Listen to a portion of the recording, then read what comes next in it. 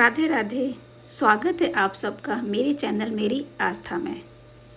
हम श्रीमद् भगवद गीता का अध्ययन कर रहे हैं, जिसमें हमने अध्याय 1 से अध्याय 16 तक संपूर्ण कर लिए हैं। आज हम करेंगे अध्याय 17वां। तो प्रारंभ करते हैं। श्री परमात्मने नमः। 17वां अध्याय। अर्जुन बोले, हे कृष्ण, जो मनुष्य शास्त्र विधि का त्याग करके श्रद्धा पूर्वक देवता आदि का पूजन करते हैं, उनकी निष्ठा फिर कौन सी है? सात्विक की है अथवा राजसी तामसी है? व्याख्या है, देवी संपत्ति वाले मनुष्यों के भाव, आचरण और विचार सात्विक होते हैं और आसुरी संपत्ति वाले मनुष्यों के भाव, आचरण और विचार राजस तामस होते हैं। भाव, आचरण और विचार के अनुसार ही मनुष्य की निष्ठा स्थिति होती है। श्री भगवान बोले, मनुष्यों की वह स्वभाव से उत्पन्न हुई श्रद्धा सात्विक की तथा राजसी और तामसी ऐसे 3 तरह की ही होती है। उसको तुम मुझसे सुनो। व्याख्या है, यद्यपि अर्जुन ने निष्ठा को जानने के लिए प्रश्न किया था, तथापि भगवान उसका उत्तर श्रद्धा को लेकर देते हैं, क्योंकि श्रद्धा के अनुसार ही निष्ठा होती है। शास्त्र विधि को न जानने पर भी प्रत्येक मनुष्य में स्वभाव से उत्पन्न होने वाली स्वतः सिद्ध श्रद्धा तो रहती है। इसलिए भगवान उस श्रद्धा के भेद बताते हैं। हे भारत, सभी मनुष्यों की श्रद्धा अंतःकरण के अनुरूप होती है। यह मनुष्य श्रद्धा में है, इसलिए जो जैसी श्रद्धा वाला है वही उसका स्वरूप है, अर्थात वही उसकी निष्ठा स्थिति है।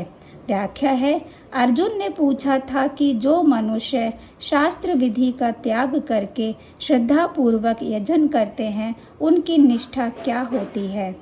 तो भगवान यहाँ उसका उत्तर देते हैं, यो यच्छुद्ध स एव सः, अर्थात जो मनुष्य जैसी श्रद्धा वाला है वैसी ही उसकी निष्ठा होगी। स्वरूप परमात्मा का अंश तो सबका शुद्ध ही है, पर संग, शास्त्र, विचार, वायुमंडल आदि को लेकर अंतःकरण में किसी एक गुण की प्रधानता तो हो जाती है, अर्थात जैसा संग, शास्त्र आदि मिलता है वैसा ही मनुष्य का अंतःकरण बन जाता है और उस अंतःकरण के अनुसार ही उसकी सात्विकी, राजसी या तामसी श्रद्धा बन जाती है। इसलिए मनुष्य को सदा सर्वदा सात्विक संघ, शास्त्र, विचार, वायुमंडल आदि का ही सेवन करते रहना चाहिए। ऐसा करने से उसका अंतःकरण तथा उसके अनुसार उसकी श्रद्धा भी सात्विकी बन जाएगी, जो उसका उद्धार करने वाली होगी।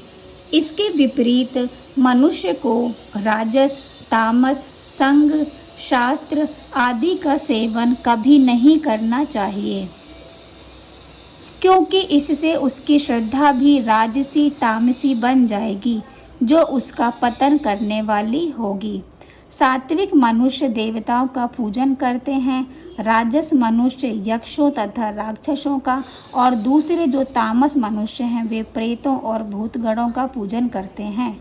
जो मनुष्य शास्त्र विधि से रहित घोर तप करते हैं, जो दंभ और अहंकार से अच्छी तरह युक्त हैं, जो भोग पदार्थ, आसक्ति और हट से युक्त हैं, जो शरीर में स्थित 5 भूतों को अर्थात 5 भौतिक शरीर को तथा अंतःकरण में स्थित मुझ परमात्मा को भी क्रश करने वाले हैं, उन अज्ञानियों को तू आसुर निष्ठा वाले, आसुरी संपत्ति वाले समझ। व्याख्या है, भगवान ने अब तक उन मनुष्यों की बात बताई जो शास्त्र विधि को न जानने के कारण उसका अज्ञतापूर्वक त्याग करते हैं, परंतु अपने इष्ट तथा उसके पूजन में श्रद्धा रखते हैं। अब इन 2 श्लोकों में भगवान उन श्रद्धा विहीन मनुष्यों का वर्णन करते हैं जो शास्त्र विधि का विरोध पूर्वक त्याग करते हैं।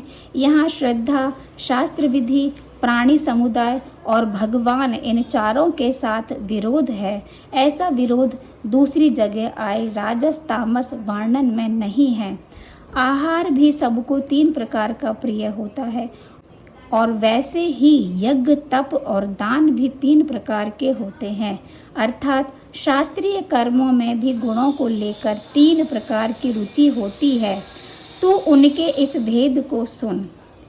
आयु, सत्वगुण, बल, आरोग्य, सुख और प्रसन्नता बढ़ाने वाले, स्थिर रहने वाले, हृदय को शक्ति देने वाले, रसयुक्त तथा चिकने ऐसे आहार अर्थात भोजन के पदार्थ सात्विक मनुष्य को प्रिय होते हैं। अति कड़वे, अति खट्टे, अति नमकीन, अति गरम, अति तीखे, अति रूखे और अति दाहकारक आहार अर्थात भोजन के पदार्थ राजस मनुष्य को प्रिय होते हैं, जो कि दुख, शोक और रोगों को देने वाले हैं। जो भोजन सड़ा हुआ, रस रहित, दुर्गंधित, बासी और जूठा है तथा जो महान अपवित्र मांस आदि भी है, वह तामस मनुष्य को प्रिय होता है। व्याख्या है इसकी। 4 श्लोकों के उपयुक्त प्रकरण में सात्विक, राजस और तामस आहार का वर्णन दिखता है, परंतु वास्तव में यहाँ आहार का नहीं, प्रत्युत आहारी की रुचि का ही वर्णन हुआ है। इसलिए यहाँ प्रिय, सात्विक प्रिया, राजस श्रेष्ठा और तामस प्रियम पदों में प्रिय और इष्ट शब्द आए हैं, जो रुचि के वाचक हैं। सात्विक आहारी के लिए पहले भोजन का फल बताकर फिर भोजन के पदार्थों का वर्णन किया गया है, क्योंकि सात्विक मनुष्य किसी भी कार्य में प्रवृत्त होता है तो सबसे पहले उसके परिणाम पर विचार करता है। राजस आहारी के लिए पहले भोजन के पदार्थों का वर्णन करके फिर उसका फल बताया गया है, क्योंकि राजस मनुष्य राग के कारण सर्वप्रथम भोजन को ही देखता है, उसके परिणाम पर प्राय विचार करता ही नहीं। तामस आहारी के वर्णन में भोजन का परिणाम बताया ही नहीं गया, क्योंकि तामस मनुष्य मूढ़ता के कारण भोजन और उसके परिणाम पर विचार करता ही नहीं। सात्विक का पहले विचार है, राजस का पीछे विचार है, तामस का विचार है ही नहीं। यज्ञ करना ही कर्तव्य है। इस तरह मन को समाधान संतुष्ट करके फलेच्छा रहित मनुष्यों द्वारा जो शास्त्र विधि से नियत यज्ञ किया जाता है, वह सात्विक है। परंतु हे भरत श्रेष्ठ अर्जुन, जो फल की इच्छा को लेकर ही किया जाता है अथवा दंभ के लिए भी किया गया है, उस यज्ञ को तुम राजस समझो। शास्त्र विधि से हीन, अन्न दान से रहित, बिना मंत्रों के, बिना दक्षिणा के और बिना श्रद्धा के किए जाने वाले यज्ञ को तामस कहते हैं।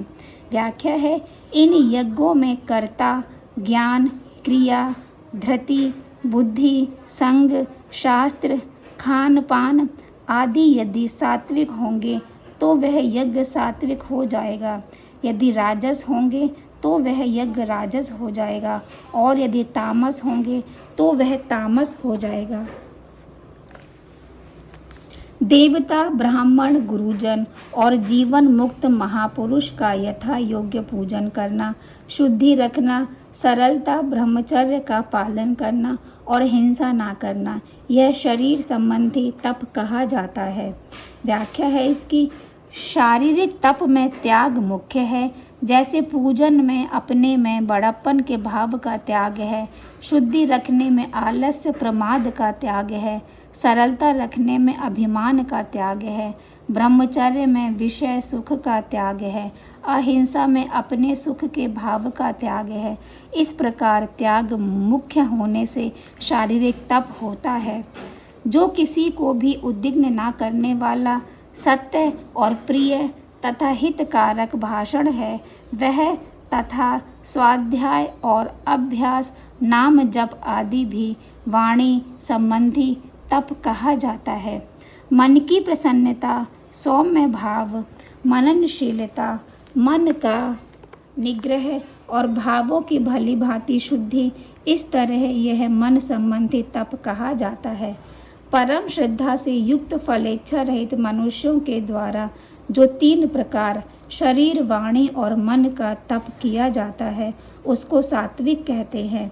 जो तप सत्कार, मान और पूजा के लिए तथा दिखाने के भाव से भी किया जाता है वह इस लोक में अनिश्चित और नाशवान फल देने वाला तप राजस कहा गया है। जो तप मूढ़तापूर्वक हठ से अपने को पीड़ा देकर अथवा दूसरों को कष्ट देने के लिए किया जाता है वह तप तामस कहा गया है। दान देना कर्तव्य है, ऐसे भाव से जो दान देश तथा काल और पात्र के प्राप्त होने पर अनुपकारी को अर्थात निष्काम भाव से दिया जाता है वह दान सात्विक कहा गया है। व्याख्या है, यह सात्विक दान वास्तव में त्याग है। यह वह दान नहीं है जिसके लिए कहा गया है 1 गुना दान सहस्त्र गुना पुण्य, कारण कि उस दान से सहस्त्र के साथ संबंध जुड़ता है जबकि त्याग से संबंध टूटता है। गीता में वर्णित सात्विक गुण त्याग की तरफ जाता है, इसलिए भगवान ने इसे अनामय कहा है। सत्व गुण संबंध विच्छेद त्याग करता है, रजोगुण संबंध जोड़ता है और तमोगुण मूढ़ता लाता है। गीता के अनुसार दूसरों के हित के लिए कर्म करना यज्ञ है, सदा प्रसन्न रहना तप है और उसी की वस्तु मानकर उसी को दे देना दान है। स्वार्थ बुद्धि पूर्वक अपने लिए यज्ञ तप दान करना आसुरी अथवा राक्षसी स्वभाव है, किंतु जो दान क्लेश पूर्वक और प्रत्युपकार के लिए अथवा फल प्राप्ति का उद्देश्य बनाकर फिर दिया जाता है वह दान राजस कहा जाता है।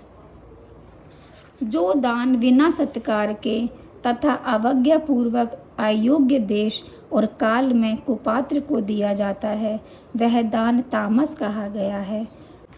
व्याख्या है इसकी, शास्त्र में आया है कि कलयुग में दान ही एकमात्र धर्म है, दान में कम कलो युगे। अतः जिस किसी प्रकार से भी दान दिया जाए वह कल्याण ही करता है। प्रगट चारि पद धर्म के कली महुम एक प्रधान, जैन कैन विधि दीन है दान करई कल्याण। इसका तात्पर्य है कि कलयुग में यज्ञ तप दान व्रत आदि शुभ कर्मों को विधि पूर्वक करना कठिन है, अतः किसी तरह देने की त्याग करने की आदत पड़ जाए। गीता में जहाँ कहीं सात्विक राजस और तामस भेद किया गया है वहाँ जो सात्विक विभाग है वह ग्राह्य है, क्योंकि वह मुक्ति देने वाला है, देवी संपत्ति मोक्षाय, और जो राजस तामस विभाग है वह त्याज्य है, क्योंकि वह बांधने वाला है। निबंधाया सूरी मता। ओम तत्सत। इन 3 प्रकार के नामों से जिस परमात्मा का निर्देश संकेत किया गया है उसी परमात्मा से सृष्टि के आदि में वेदों तथा ब्राह्मणों और यज्ञों की रचना हुई है। इसलिए वैदिक सिद्धांतों को मानने वाले पुरुषों की शास्त्र विधि से नियत यज्ञ दान और तप रूप क्रियाएं सदा ओम इस परमात्मा के नाम का उच्चारण करके ही आरंभ होती हैं। तत् नाम से कहे जाने वाले परमात्मा के लिए ही सब कुछ है, ऐसा मानकर मुक्ति चाहने वाले मनुष्यों द्वारा फल की इच्छा से रहित होकर अनेक प्रकार के यज्ञ और तप रूप क्रियाएं तथा दान रूप क्रियाएं की जाती हैं। हे पार्थ, सत ऐसा यह परमात्मा का नाम सत्ता मात्र में और श्रेष्ठ भाव में प्रयोग किया जाता है तथा प्रशंसनीय कर्म के साथ सत शब्द जोड़ा जाता है। व्याख्या है, परमात्मा के अस्तित्व या होनेपन को सद्भाव कहते हैं, जिसका कभी अभाव नहीं होता, ना भावो विद्यते। सतः सभी आस्तिक जन यह तो मानते ही हैं कि सर्वोपरि सर्वनियंता कोई विलक्षण शक्ति है जो अपरिवर्तनशील है। संसार प्रतिक्षण बदलने वाला है। संसार पहले भी नहीं था, आगे भी नहीं रहेगा और वर्तमान में भी प्रतिक्षण नाश की ओर जा रहा है। समस्त प्राणी पदार्थ मिले हैं और बिछुड़ जाएंगे, यह सभी का अनुभव है। फिर भी संसार में जो होनापन दिख रहा है वह वास्तव में परमात्मा का है, संसार का नहीं। परमात्मा की सत्ता से ही प्रतिक्षण बदलने वाला संसार सत्तावान की तरफ दिख रहा है। अंतःकरण के श्रेष्ठ भावों को साधु भाव कहते हैं। परमात्मा की प्राप्ति कराने वाले होने से श्रेष्ठ भावों के लिए सत शब्द का प्रयोग किया जाता है। श्रेष्ठ भाव अर्थात सद्गुण सदाचार देवी संपत्ति है। देवी संपत्ति सत है। मुक्ति देने वाले परमात्म प्राप्ति कराने वाले सब साधन सत हैं। यज्ञ तप दान तीर्थ व्रत पूजा पाठ विवाह आदि जितने भी शास्त्र विहित शुभ कर्म हैं वे स्वयं ही प्रशंसनीय होने से सत्कर्म हैं। यदि इन प्रशंसनीय कर्मों का संबंध भगवान के साथ ना हो तो ये सत न कहलाकर केवल शास्त्र विहित कर्म मात्र रह जाते हैं। यद्यपि दैत्य दानव भी यज्ञ तप आदि प्रशंसनीय कर्म करते हैं, तथापि असद भाव अर्थात अपने स्वार्थ और दूसरे के अहित का भाव होने से वे बांधने वाले असत कर्म हो जाते हैं। उनसे यदि बाह्य लोक की प्राप्ति भी हो जाए तो वहाँ से लौटकर आना पड़ता है, परंतु भगवत प्राप्ति के लिए कर्म करने वाले मनुष्य दुर्गति को प्राप्त नहीं होते, क्योंकि उसका फल सत होता है। जो कर्म स्वार्थ और अभिमान का त्याग करके प्राणी मात्र के हित के भाव से किए जाते हैं वही वास्तव में प्रशंसनीय कर्म होते हैं। यज्ञ तथा तप और दान रूप क्रिया में जो स्थिति निष्ठा है वह भी सत ऐसे कही जाती है, और उस परमात्मा के निमित्त किया जाने वाला कर्म भी सत ऐसे कहा जाता है। व्याख्या है, मुक्ति चाहने वाले निष्काम भाव से कर्म करते हैं और भक्ति चाहने वाले भगवान के लिए कर्म करते हैं। हे पार्थ, अश्रद्धा से किया हुआ हवन, दिया हुआ दान और तपा हुआ तप तथा और भी जो कुछ किया जाए वह सब असत ऐसा कहा जाता है। उसका फल ना तो यहाँ होता है और ना मरने के बाद ही होता है, अर्थात उसका कहीं भी सत्फल नहीं होता। व्याख्या है, छोटे से छोटा और साधारण से साधारण कर्म भी यदि परमात्मा के उद्देश्य से निष्काम भाव पूर्वक किया जाए तो वह कर्म सत हो जाता है, अर्थात परमात्मा प्राप्ति कराने वाला हो जाता है। परंतु बड़े से बड़ा यज्ञ आदि कर्म भी यदि श्रद्धा पूर्वक और शास्त्रीय विधि विधान से सकाम भाव पूर्वक किया जाए तो वह कर्म नाशवान फल देकर नष्ट हो जाता है। यदि वे यज्ञादि कर्म वेदों पर, शास्त्रों पर और भगवान पर अश्रद्धा करके केवल अपनी मान बढ़ाई, आदर सत्कार पाने के उद्देश्य से किए जाएं तो वे सब असत हो जाते हैं। उनका ना इस लोक में फल मिलता है ना परलोक में, अर्थात उसका कहीं भी सत फल नहीं होता। पूर्व पक्ष, यदि भगवान नाम जप कीर्तन आदि अश्रद्धा पूर्वक किए जाए तो वे भी असत हो जाएंगे। फिर शास्त्रों में आई नाम जप कीर्तन आदि की अतुलनीय महिमा की सार्थकता क्या हुई? उत्तर पक्ष, नाम जप कीर्तन आदि यदि अश्रद्धा पूर्वक भी किए जाते हैं तो वे असत नहीं होते, क्योंकि उनमें भगवान का संबंध होने से वे कर्म नहीं हैं, प्रत्युत उपासना है। राधे राधे। ये हमारा 17वां अध्याय संपूर्ण होता है। इसके बाद बचता है एक अध्याय, 18वां अध्याय। 18वां अध्याय बहुत लंबा है तो हम उसे पार्ट्स में करेंगे। राधे राधे।